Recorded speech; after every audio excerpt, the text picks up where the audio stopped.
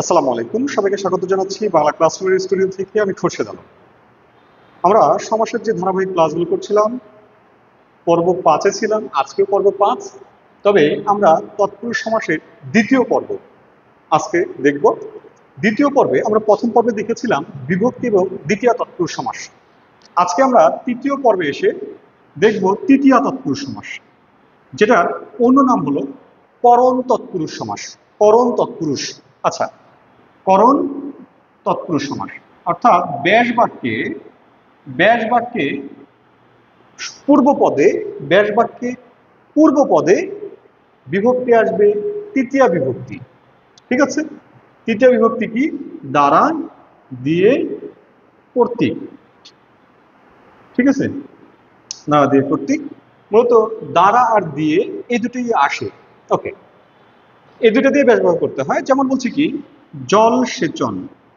সেচন, আচ্ছা, জল সেচন আমরা অনেকে এই জল সেচনটা দেখি বা পড়ি দ্বিতীয় তৎপুরুষ ব্যাস বাক্য থাকে এইভাবে, জলকে সেচন।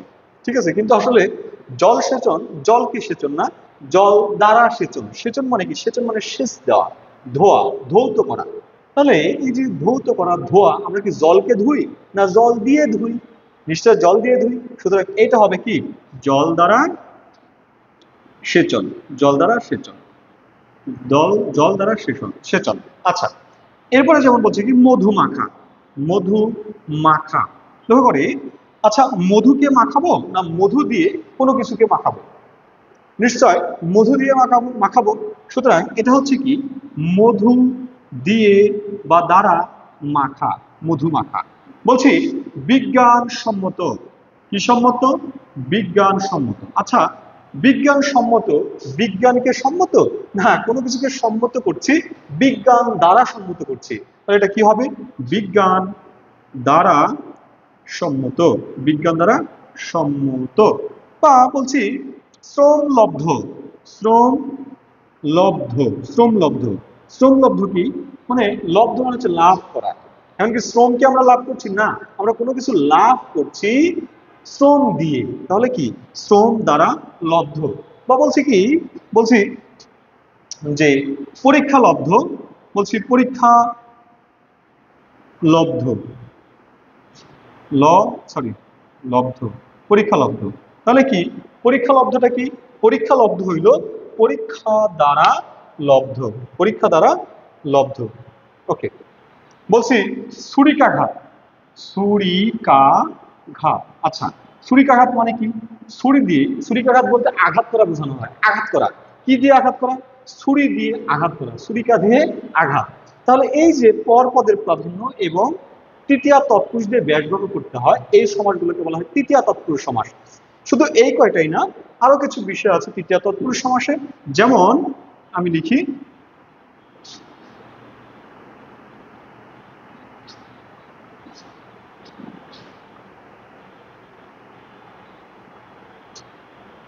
যেমন উপকরণ দ্বারা নির্মিত যদি বোঝায় তাহলে সেটা হয়ে যায় তৃতীয় তৎপুরুষ সমাস। যেমন বলছি কি স্বর্ণমণ্ডিত। লক্ষ্য করি, স্বর্ণ একটা উপকরণ, পূর্বপদে উপকরণ থাকবে এবং উপকরণ দ্বারা নির্মিত বুঝাবে স্বর্ণমণ্ডিত, স্বর্ণ দ্বারা মণ্ডিত। বা বলছি কি স্বর্ণ নির্মিত, স্বর্ণ নির্মিত, স্বর্ণনির্মিত। তাহলে কি স্বর্ণ দ্বারা নির্মিত। ঠিক আছে, স্বর্ণ দ্বারা নির্মিত। বা আমরা পরপদকে জিজ্ঞাসা করতে পারি কিসের দ্বারা। কিসের দ্বারা যদি আমরা প্রশ্ন করি, তাহলে যদি পূর্বপদ উত্তর হিসেবে পাই তাহলে সেটা তৃতীয় তৎপুরুষ সমাস হবে। বলছি স্বর্ণমণ্ডিত, কি দ্বারা মণ্ডিত? স্বর্ণ দ্বারা মণ্ডিত। হীরক খচিত, কি দ্বারা খচিত? হীরক দ্বারা খচিত। এরকম অনেক শব্দ আমরা পাবো যেগুলো হচ্ছে তৃতীয় তৎপুরুষ সমাস। এর বাইরেও আরো কিছু শব্দ আছে যেগুলো যুক্ত থাকলে তৃতীয় তৎপুরুষ সমাস হয়।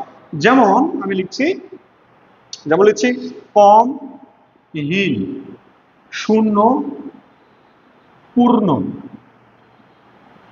উন। এই শব্দগুলো যদি পর পদে থাকে, কোন পদে থাকে? পর পদে থাকে, তাহলে সেটাও হবে তৃতীয় তৎপুরুষ সমাস।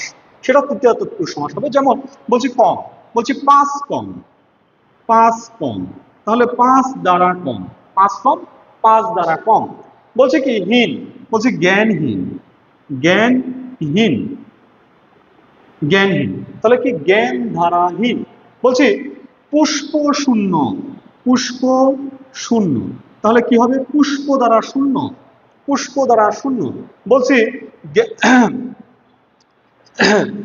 বলছি জ্ঞান পূর্ণ, জ্ঞান দ্বারা পূর্ণ। বলছি এক অন, এক অন, তাহলে কি হবে এক অন, শেষে যদি অন থাকে তাহলে এক দ্বারা অন, এক দ্বারা উন, এক অন। বা বলছি কি পৌনে, এই পৌনেটাও কিন্তু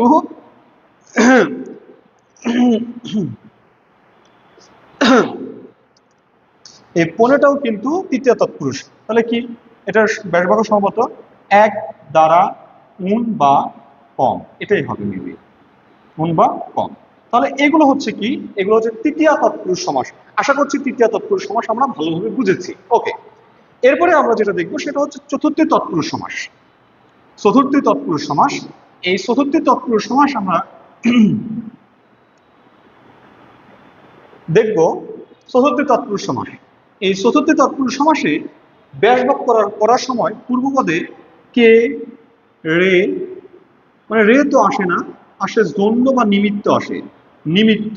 মোট কথা উদ্দেশ্যও বুঝায়, উদ্দেশ্যও বুঝায়, তখন সেটা হবে কি চতুর্থী তৎপুরুষ সমাস। এখন কথা হলো দ্বিতীয়তে তো কে রে আছে, কিন্তু দ্বিতীয়ার ক্ষেত্রে কি হবে পূর্ব পদে, পূর্ব পদে আমাদের কি থাকবে কর্মপদ থাকবে, কিন্তু চতুর্থীতে পূর্ব পদে কর্মপদ থাকবে না। আর থাকলেও সেটা কি হবে, সেটা হচ্ছে সম্পাদন কারকের মতো বুঝাবে। অর্থাৎ চতুর্থী তৎপুরুষ সমাসকে বলা হয় সম্পাদন কারকলোপী সমাস। ঠিক আছে, সম্পাদন চতুর্থী এটাও বলে। ওকে, তাহলে এটাতে যদি কে থাকে এখানে দান, শ্রদ্ধা, ভক্তি এগুলো বুঝাবে। ওকে, যেমন বলছে দেব দত্ত, দেবকে দত্ত, দেবকে দত্ত অর্থাৎ দেবতাকে আর কি দত্ত দেওয়া, উপঢৌকন দেওয়া বা পূজা করা, অর্ঘ্য দেওয়া। তাহলে এই যে এটাকে কি বলা হয়, এটা হচ্ছে সম্প্রদান, সম্প্রদান কারক হয়, আর সম্প্রদানের সাথে চতুর্থী যুক্ত। সুতরাং এই কে থাকলে এই জায়গাতে যখন শর্ত ত্যাগ করা, দান, ভক্তি, শ্রদ্ধা বোঝাবে, তখন সেটা হবে চতুর্থী তৎপুরুষ সমাস। যেমন জন্য নিমিত্ত দিয়ে ব্যাসবাক্য হচ্ছে, বলছে কি তপবন, তপবন, তপবন প্রেমিককে, তপবন প্রেমিক হচ্ছে রবীন্দ্রনাথ ঠাকুর। তাহলে এই যে তপবন, তপ কি তপ, তপ মানে হচ্ছে তপস্যা করা, তাহলে তপের নিমিত্তে বা তপের উদ্দেশ্যে, নিমিত্তে বন, তপবন। লক্ষ্য করে যদি বনটা, তপবন বলতে বনকে বোঝায়, যে বনটা নির্মাণ করা হয়েছে তপস্যা করার জন্য। তাহলে এই যে নিমিত্তে বা জন্য দিয়ে যখন বেশবাক্য হবে, বা আমরা পরপদকে যদি জিজ্ঞাসা করি কিসের জন্যে, কিসের জন্য যদি জিজ্ঞাসা করি পরপদকে, তাহলে পূর্বপদ উত্তর হিসেবে পাবো। যেমন তপবন কিসের জন্য বন, তপের জন্য বন। বলছি রান্নাঘর, রান্নার ঘর, তাহলে এই যে রান্নাঘর, এই ঘরটা কেন, এই ঘরটা হচ্ছে রান্নার জন্য, এই ঘরটার উদ্দেশ্য কি, রান্নার উদ্দেশ্যে নির্মাণ করা হয়েছে, এই জন্য বলছে কি রান্নার উদ্দেশ্যে ঘর বা না রান্নার জন্য ঘর। বা বলছে কি ছাত্রাবাস, ছাত্রাবাস মানে ছাত্রদের আবাস। তাহলে যে আবাস, এই আবাসটা কাদের জন্য, এই ছাত্রদের জন্য। তাহলে কিসের জন্য বা আবাস, ছাত্রের জন্য আবাস। তাহলে এই যে জন্য দিয়ে ব্যাসবাক্য হচ্ছে সেটা হচ্ছে চতুর্থী তৎপুরুষ সমাস।